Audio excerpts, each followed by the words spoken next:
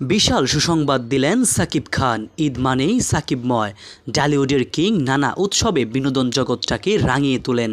তবে এবার রাজকুমার দিয়ে ততটা জ্বলে উঠতে পারেননি। ঈদ শেষ করেই শুরু করেছেন অন্য ছবির শুটিং। এরই মধ্যে আরেকটি সুসংবাদ পেলেন সুপারস্টার সাকিব খান। এর আগে শোনা গিয়েছিল সাকিব খান আমেরিকায় বসত গড়বেন, কিন্তু সম্প্রতি খবর এলো সংযুক্ত আরব আমিরাতের সম্মানজনক গোল্ডেন ভিসা পাচ্ছেন সাকিব খান। শনিবার বিষয়টি একটি সংবাদ মাধ্যমে নিশ্চিত করেছেন নির্মাতা প্রযোজক অনন্য মামুন। অনন্য মামুন সাকিবকে নিয়ে দুবাইতে বিভিন্ন কার্যক্রম পরিচালনা করেছেন এবং আরও কিছু করার পরিকল্পনা করছেন।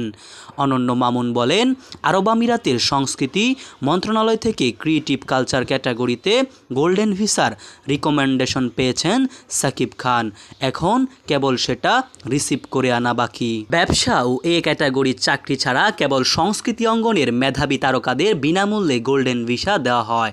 দীর্ঘমেয়াদী এই ভিসার মাধ্যমে আমিরাতে গিয়ে থাকা, ভ্রমণ, কাজ, এমনকি পড়াশোনাও করা যায়।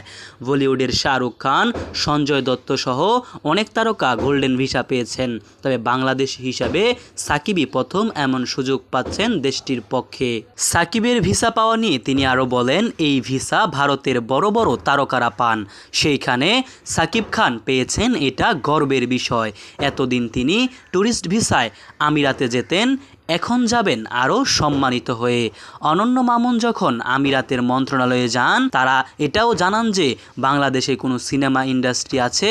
শেষ পর্যন্ত যাচাই বাছাই করে তারা সাকিব খানকে গোল্ডেন ভিসা দিচ্ছে, এটা সবার জন্য আনন্দের বললেন মামুন। সাকিবকে নিয়ে নতুন একটি সিনেমা বানিয়েছেন অনন্য মামুন। গত 28শে মার্চ নায়কের জন্মদিনে দুবাইতে ছবিটির ব্যতিক্রম প্রচারণা চালিয়েছেন তিনি। আগামীতে আরও চমক অপেক্ষা করছে বলেও জানালেন মামুন। সিনেমাটি একাধিক ভাষায় ডাব করে একসঙ্গে 30টি দেশে মুক্তি দেওয়ার ঘোষণা দেয় অনন্য মামুন। শুধু তাই নয়, জানিয়েছেন 2রা ফেব্রুয়ারি ছবিটি প্রেক্ষাগৃহে আসবে। এতে সাকিব খানের সঙ্গে জুটি বেঁধে অভিনয় করেছেন বলিউডের সোনাল চৌহান। সিনেমাটির শুটিং হয়েছে ভারতের বারাণসী ও এলাহাবাদে।